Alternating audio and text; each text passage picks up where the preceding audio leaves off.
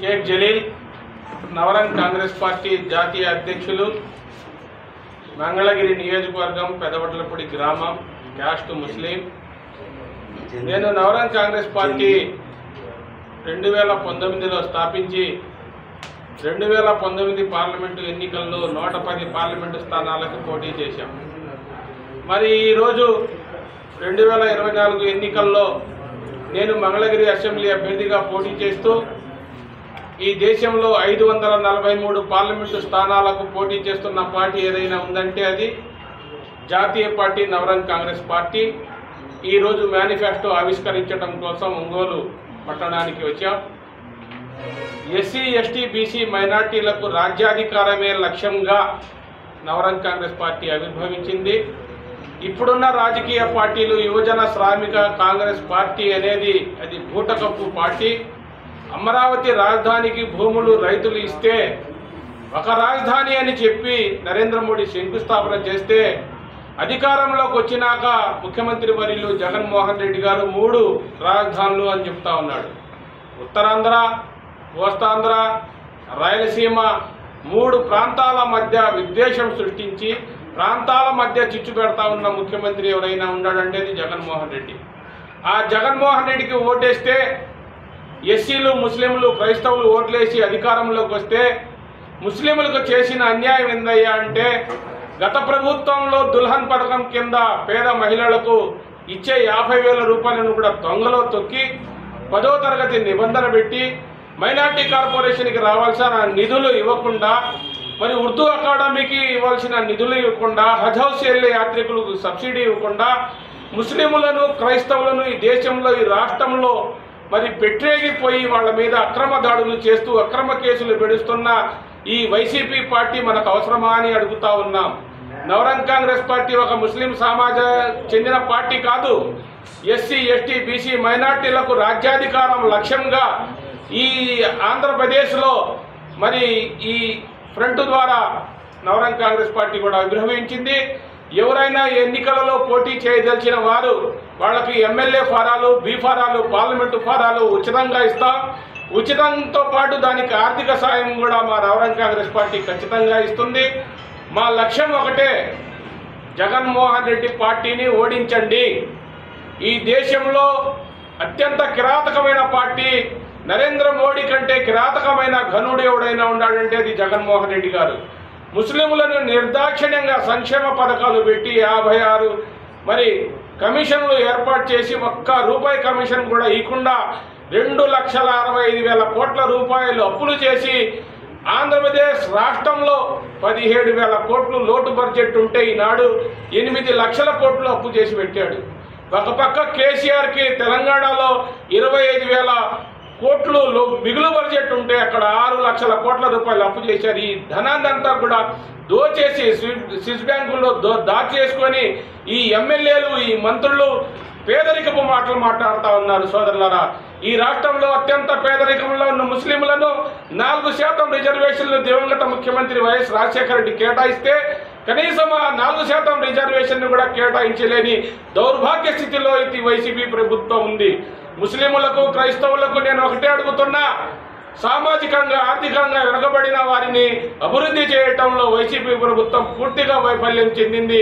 అందుకని జగన్మోహన్ రెడ్డి పార్టీకి ముస్లింలు, క్రైస్తవులు ఓట్లు వేయొద్దని చేతులు జోడించి నమస్కరించి విజ్ఞప్తి చేస్తా ఉన్నా. అదేవిధంగా భారతదేశంలో కాశ్మీర్ నుండి కన్యాకుమారి వరకు ఆంధ్రప్రదేశ్లో మరి బకెట్ గుర్తు, ఆంధ్రప్రదేశ్, మహారాష్ట్ర, తెలంగాణలో ఏకైక పార్టీ మరి నవరంగ్ కాంగ్రెస్ పార్టీ. మరి అదేవిధంగా కర్ణాటక, ఢిల్లీ, జమ్మూ అండ్ కాశ్మీర్, సిక్కిం, అరుణాచల్ ప్రదేశ్లో జనసేనకు కేటాయించిన గుర్తు మరి గాజు గ్లాస్ గుర్తు మా నవరంగ్ కాంగ్రెస్ పార్టీకి కేటాయించింది. 2024 ఎన్నికల్లో భారతీయ జనతా పార్టీ అధికారంలోకి వస్తే ముఖ్యంగా జరిగేది దాడులు, ముస్లింలపై, క్రైస్తవులపై దాడులు చేస్తూ ఉన్నారు. మణిపూర్ హింసా ఘటనలో దాదాపుగా 2,000 మసీదులను కూల్చేసేశారు. 8,000 మంది క్రైస్తవులను ఊచకోత కోసి రోడ్ల మీద కుక్కను కాల్చినట్టు పేల్చివేస్తే నోరు విప్పని ప్రధానమంత్రి మనకు అవసరమా అని అడుగుతా ఉన్నాం. మణిపూర్ ఘటనలో అన్ని సంఘటనలు జరిగినా అక్కడికి రాని ప్రధానమంత్రి మన ఆంధ్రప్రదేశ్కి వచ్చి ఓటు అడుగుతున్నారంటే అది గుర్తుంచుకోవాలా. కాశ్మీర్ నుండి కన్యాకుమారి వరకు ఈ ముస్లింలను ఈ ఊచకోత కోయటానికి అనేక హింస, మహిళలకు రక్షణ లేకుండా పోవడానికి ముస్లింలు పోలీస్ స్టేషన్లకు వెళ్తే కేసులు కూడా తీసుకునే పరిస్థితిలో ఈ రాష్ట్ర ప్రభుత్వం ఉందంటే దిశ అని ఒక చట్టం పెట్టి ఆ నిర్వీర్యమైన చట్టాన్ని వెసులుబాటు చేసుకొని పేదల యొక్క నిర్మూలిస్తానని అధికారంలోకి వచ్చి ఇటువంటి ఘటనలు చూస్తూ ఉంటే మరి మనమంతా కూడా ఆలోచించవలసిన ఆవశ్యకత ఉంది. 2024లో మరి అధికారంలో 2019లో అధికారంలోకి వచ్చినాక అనేక మాటలు చెప్పి అన్న చెల్లి బాబాని నమ్మబలికి అధికారంలోకి వచ్చి ఈ వైసీపీ ప్రభుత్వం ముస్లింలను అధికంగా మోసం చేసిన పార్టీ ఏదైనా ఉందంటే అది వైసీపీ పార్టీ. అందుకని 2024 ఎన్నికల్లో వైసీపీ హఠావ్ దేశ్కు బచావ్ నరేంద్ర మోడీ అంట ఘనుడు, వీరుడు, శౌరుడు అని చెప్పుకుంటున్న ఈ ఎన్డీఏలో ఉన్న పార్టీలు కూడా ఒకసారి ఆలోచించి, నేను ఒకటే అడుగుతున్నా, భారతీయ జనతా పార్టీకి స్వతహా బలం లేదు. వాళ్లకున్న ఆత్మబలం, బలగం ఈవీఎంలు. దేశవ్యాప్తంగా ఏనాడైతే ఈవీఎంలు తీసేస్తారో అప్పుడు భారతీయ జనతా పార్టీ స్థితిగతులు అర్థమైపోతూ ఉంటాయి. కేవలం భారతీయ జనతా పార్టీ వల్ల అభివృద్ధి అనేది శూన్యం. ప్రత్యేక హోదా అన్నారు, అనేక సంక్షేమ పథకాలు అన్నాడు, ఎక్కడ కూడా అమలు చేయలేని ప్రభుత్వం ఈ రాష్ట్ర ప్రభుత్వానికి ఓటు ద్వారా భారత రాజ్యాంగ అంబేద్కర్ యొక్క ఆలోచన విధానంగా నవరంగ్ కాంగ్రెస్ పార్టీలో పోటీ చేయండి, అండగా మేము ఉంటాం, అభివృద్ధికి సంక్షేమానికి కట్టుబడి ఉంటాం, ఎస్సీ ఎస్టీ బీసీ మైనార్టీలకు రాజ్యాధికారమే లక్ష్యంగా పనిచేస్తాం నవరంగ్ కాంగ్రెస్ పార్టీ అని తెలియజేస్తా ఉన్నాం. ఈ రాష్ట్రంలో 2 కులాలు కాదు పరిపాలిస్తున్నది, 2 కుటుంబాలు అన్న సంగతి మనం గుర్తుంచుకోవాలా సోదరా. భారతదేశ చరిత్రలో 77 సంవత్సరాల చరిత్రలో స్వాతంత్రం సిద్ధించి మనం ఏం అభివృద్ధి చేసుకున్నాం అది అంతా గమనించాలని వైసీపీ నుండి రాష్ట్రం నుండి పారదోలే విధంగా, జగన్కు కనువిప్పు కలిగే విధంగా తన తండ్రి వేరు, ఈ జగన్మోహన్ రెడ్డి గారు వేరు. తల్లికి చెల్లికి న్యాయం చేయలేని వ్యక్తి ఈ రాష్ట్రంలో 4 కోట్ల మందికి ఏం న్యాయం చేస్తాడో అని ఆత్మవిమర్శన చేసుకోవాల్సిన బాధ్యత మనపై ఉందని నేను అడుగుతా ఉన్నా. కేవలం ధనికుడు అయిపోతా ఉన్నాడు, పేదవాడు పేదవాడిగా మిగిలిపోతా ఉన్నాడు. 100 కోట్లు ఇస్తే ఎమ్మెల్యే టికెట్లు ఇస్తా ఉన్నారు, 400 కోట్లు ఖర్చు చేసే వాళ్ళకి ఎంపీ టికెట్లు ఇస్తా ఉన్నారు.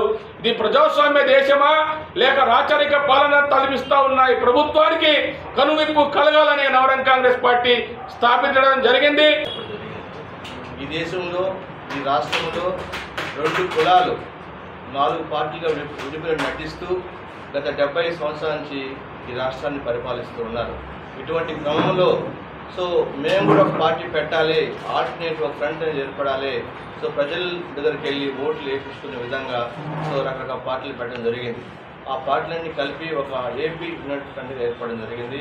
ఆ ఏపీ యునైటెడ్ ఫ్రంట్లో మొదటగా జై భారత్ నేషనల్ పార్టీ, దానికి ఒక అధ్యక్షుడిగా మన వివి లక్ష్మణ్ గారు ఉన్నారు. తర్వాత నవరంగ్ కాంగ్రెస్ పార్టీ, దానికి మాజీ ఐఏఎస్ ఆఫీసర్ విజయ్ కుమార్ గారు. తర్వాత Prabuddha Republican party of India, ఆ పార్టీ అధ్యక్షులుగా దాస చెన్నకేశ్వర్ గారు. తర్వాత నవరంగ్ కాంగ్రెస్ పార్టీ అధ్యక్షులు జలీల్ గారు. మరి జాతీయ సమాజం పార్టీ అధ్యక్షులు రామ యాదవ్ గారు. తర్వాత ఆల్ తెలుగు ప్రజా పార్టీ అధ్యక్షులు డాక్టర్ కటికల శివబాబురావు గారు. మరియు నీతి నిజాయితీ పార్టీ అధ్యక్షులు చిట్టుబాబు గారు. ఈ 8 పార్టీలు కలిసి ఒక ఫ్రంట్గా ఏర్పడడం జరిగింది. మిత్రులారా, మనం చూస్తూ ఉన్నాం, ఈ రాష్ట్రంలో, ఈ దేశంలో సుమారు 6,000 కులాలు ఉంటే ఈ 2 కులాలు మాత్రమే ఈ రాష్ట్రాన్ని పరిపాలిస్తున్నాయి. ఈ పరిపాలించి దోచుకున్న డబ్బుతో ఓట్లు కొనుక్కునే ప్రయత్నం చేస్తూ ఉన్నారు. అటువంటి క్రమంలో నిన్న మేము ఈసీ గారిని కూడా సెంట్రల్ ఆఫీసర్ని కలవడం జరిగింది. దాని అజెండా ఏంటంటే, వాలంటీర్లు ఎవరైతే వాలంటీర్లు ఉన్నారో, ఈ 2,60,000 మంది వాలంటీర్స్ ఈ రాష్ట్రంలో ఉన్నారు. ఈ రాష్ట్రంలో ఉన్న వాలంటీర్ని already election commission of India వీళ్ళని పక్కన పెట్టడం చెప్పడం జరిగింది. అయినా కానీ ఈ వాలంటీర్లు ఎలక్షన్ కమిషన్ ఆఫ్ ఇండియా మాటలు పట్టించుకోకుండా, అధికారుల మాటలు పట్టించుకోకుండా మళ్ళీ ఎలక్షన్లో క్యాంపెయినింగ్ చేస్తున్నట్టు మాకు సమాచారం వచ్చింది. దయచేసి ఈ వాలంటీర్లు అందరూ కూడా తెలియజేసేది ఏంటంటే, మీరు పౌరులు, మొదటగా మీరు ఈ దేశానికి పౌరులు, ఓటర్లు, మీరు ఆలోచన చేయండి. ఎందుకంటే అధికారం అనేది మనం ఇస్తున్నాం వాళ్ళకి.